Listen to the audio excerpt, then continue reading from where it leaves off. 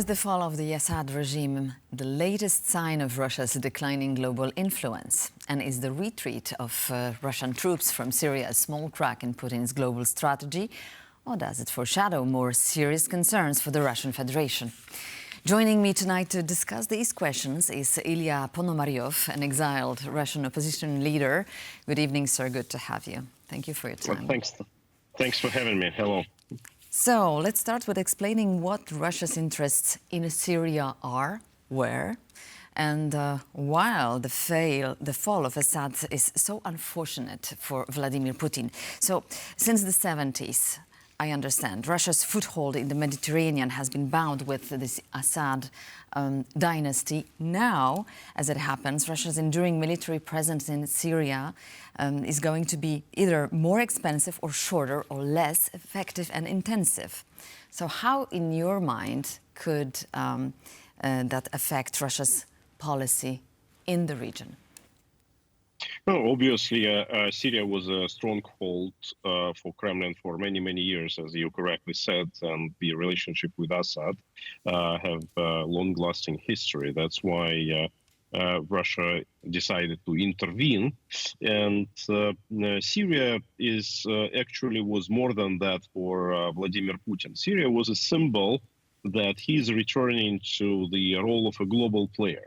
Now, that was the idea that was proposed to him by Iranian security chief Soleimani in the private conversation, and Putin immediately grabbed that idea that would propel Russia back to the place which belonged to the Soviet Union once, that he would solve the fates of different peoples in different countries. And that was the start of the private military company Wagner that was created for operations in Syria, and then which expanded beyond Middle East to Africa and to other regions of the planet. All right, so now, if you allow me, I would like to shift that our interest to Ukraine, because everyone is worrying that Russia's withdrawing from Syria frees up additional troop that could be redeployed to Ukraine. So how will that affect the war in Ukraine, according to you? Frankly speaking, I think that the effect on the war on Ukraine would be minimal. Because the troops that were ready to fight, they were long time withdrawn from Syria.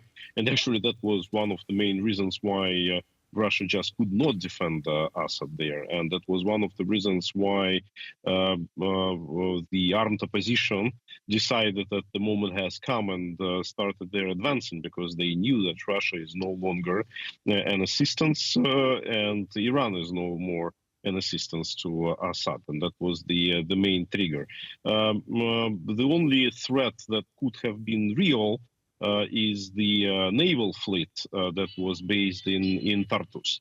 But Turkey already said that they are not letting them through the Bosphorus Strait into the Black Sea, and that's why it's not a threat either. All right. So it's not just Syria, right? We see Russia beginning to have problems in different places in Europe. First Georgia, then Moldova, Romania as well, and big protests over Russian interference there in the electoral process. So globally, Russia's having more and more troubles, it seems, right? And all this happening in the very same time. Yeah, I think that it's more a coincidence. The empire has outstretched itself. They don't have just enough resources, and obviously it's a domino effect when different pieces start to collapse all at once. But that's obviously an evidence that the resources are not enough. Now, a lot depends on what would happen in Ukraine for the stability in Russia.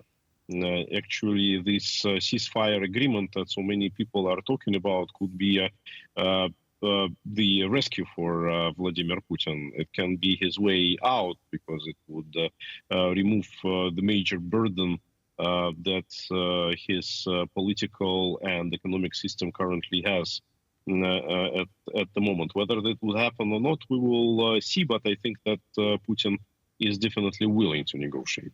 Well, Lavrov doesn't seem to.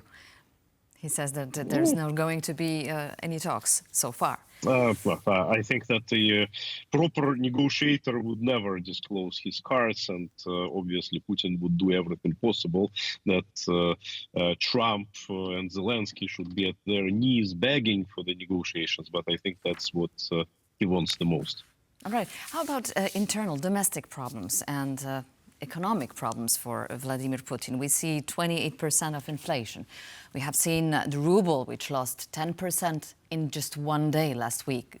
So could that escalate into some more disaffection vis-à-vis Putin and the Kremlin?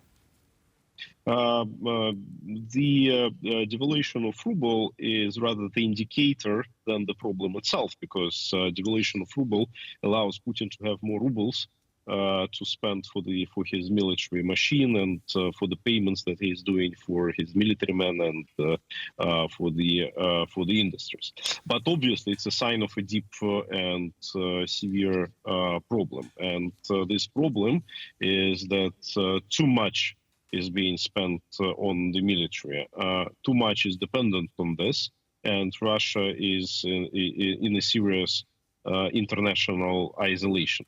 Now, a lot of things are in our hands, whether we would be consistent and coherent in terms of sanctions policies, whether we would increase pressure, whether the sanctions regime would finally become smart sanctions instead of just brute force sanctions, because we need the cracks to enlarge rather than the matter to solidify. Ilya Ponomaryov, thank you very much for your insights. I appreciate your time tonight. Thanks for having me. And that concludes this edition of World News Tonight. Thank you very much for watching, and see you soon.